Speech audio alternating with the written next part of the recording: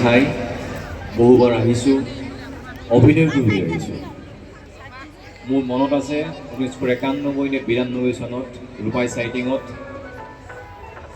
পোনপ্ৰথমবাৰৰ বাবে মই মুকা অভিনয় ইয়াত কম্পিটিশ্যন কৰিবলৈ আহিছিলোঁ। আৰু তেতিয়া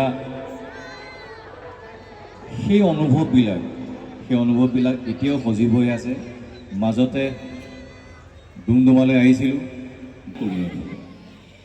গতিকে 2025 বৰ্ষটো আমাৰ আটাইৰে খুব বেয়া গ'ল।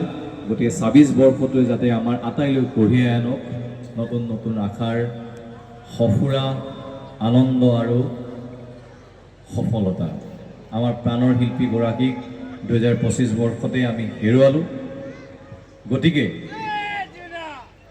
জয় জুবিন দা, জয় জুবিন দা, জয় জুবিন দা। গতিকে মানুহে, অসমত বসবাস কৰা মানুহে শিল্পীক মৰম কৰে, শিল্পীক শ্ৰদ্ধা কৰে।